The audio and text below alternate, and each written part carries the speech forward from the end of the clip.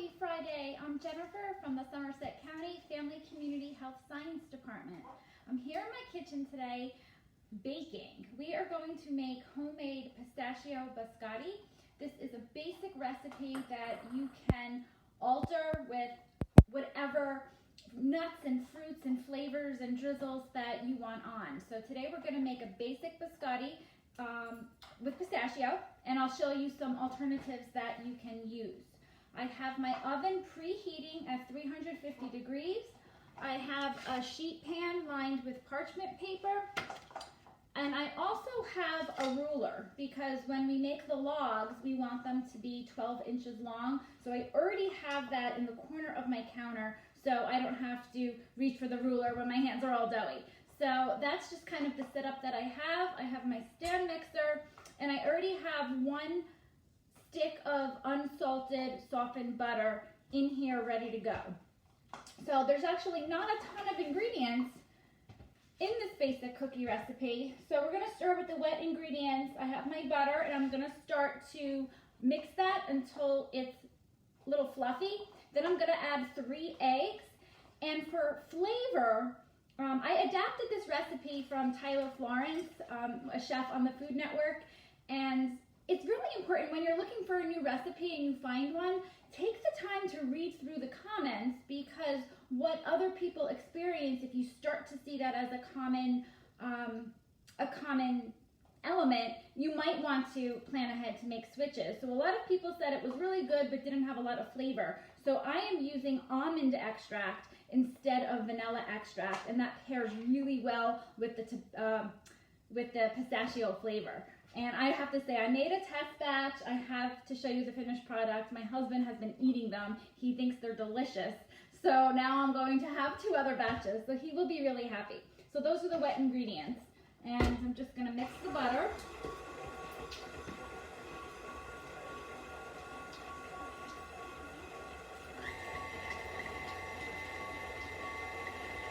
So we have 3 eggs. I've already separated them.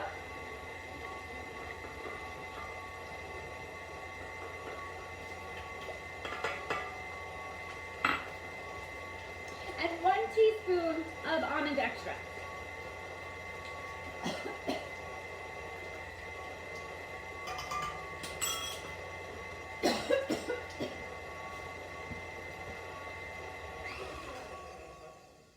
Now this is a very liquidy mixture. It's not super light and fluffy because of the 3 eggs.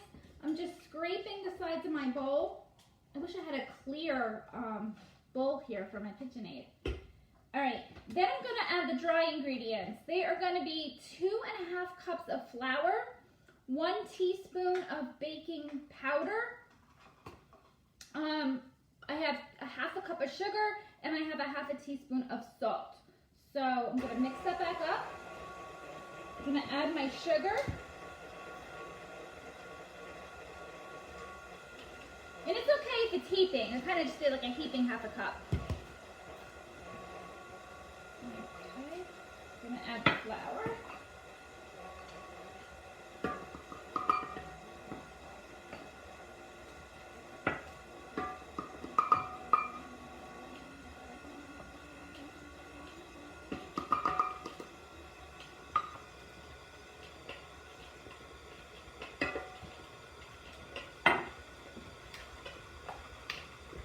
One teaspoon of baking powder. And a ½ of salt.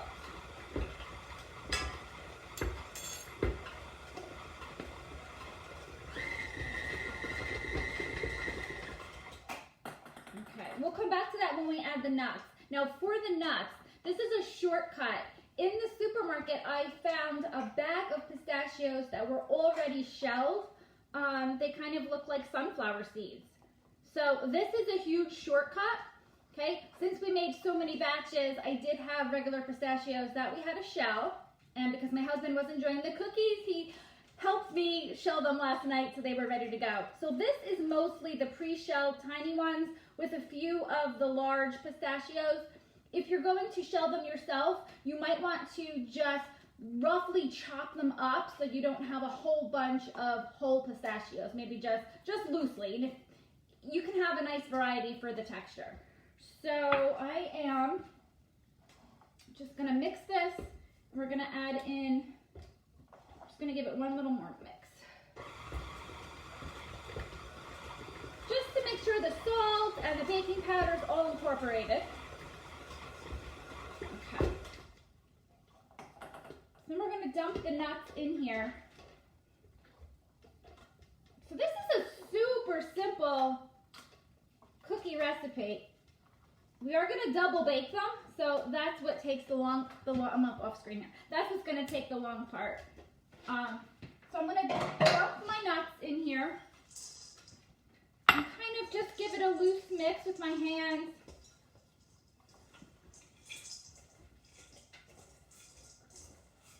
Okay, I have a floured countertop here, so I'm just gonna take it on here and just mix it with my hands until the nuts are incorporated into the dough. Just want to get every bit of goodness in there. Okay, so there's a lot of nuts in here. And we'll talk about flavor options when I am chopping them up. But pistachios are fantastic because they're a nut low in saturated fat, low in calories, high in fiber, high in antioxidants, potassium. So pistachios are a really healthy nut. All right, so I have a ball. I'm just going to slice it in half so that I can make 2 logs. And I have my ruler here. So I'm just going to, if you can see, just roll it so that it's about 12 inches long and about 1 inch thick. Doesn't have to be precise, but you want to make sure that it's even so that your ends are not smaller than the middle. Okay, so that looks good. Here's my first log. I'm just going to lay it on my parchment paper. And I have my second log here. So the middle gets thick, so just roll it out. That's why you want to flour your surface a little. Okay. And there is my second log, ready to go. Okay.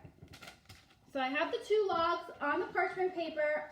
Oven's at 350. I'm going to bake it for 35 minutes, and you'll see that the bottom will be golden brown. Now,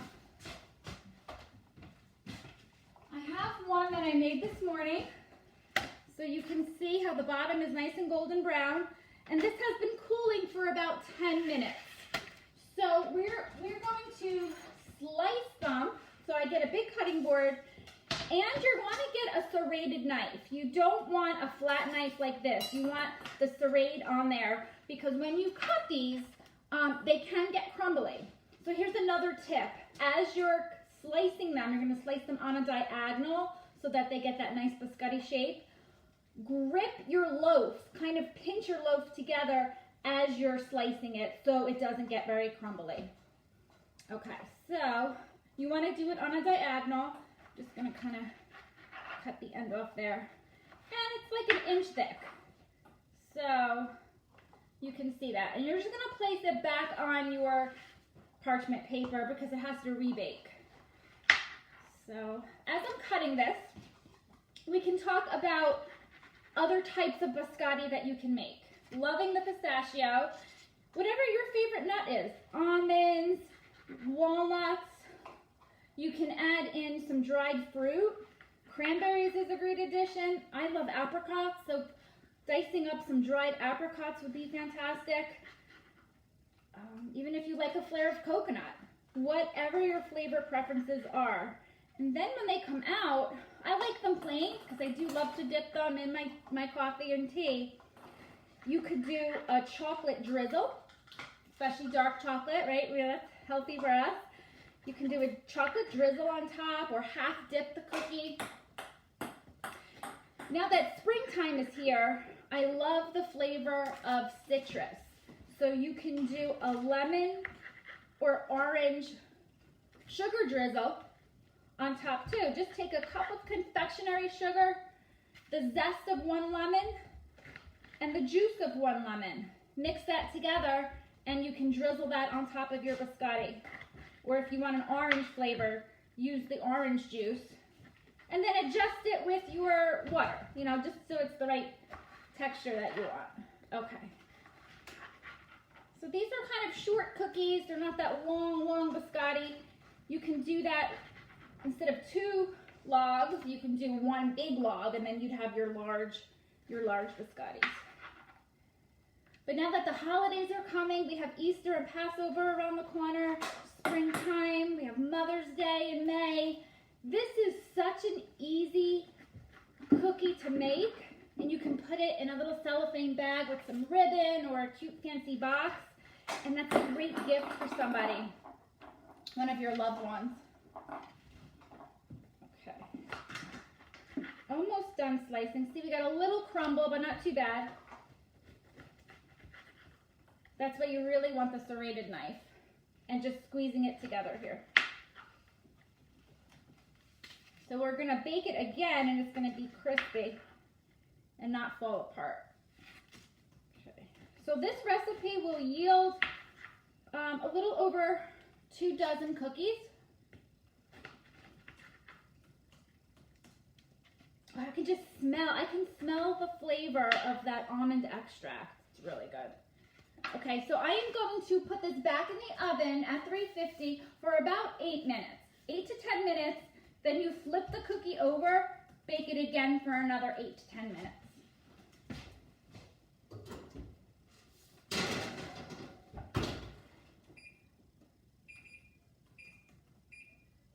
Okay, so our finished product, here we go.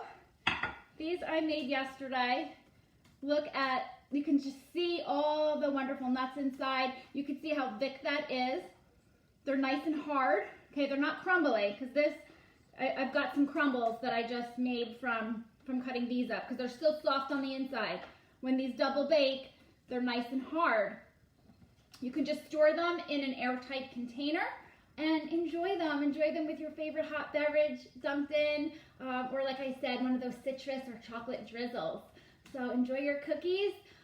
Let us know if you try this. Let us know what your flavor combinations are. You can have so many different flavor combinations, so that's what's fun about baking these.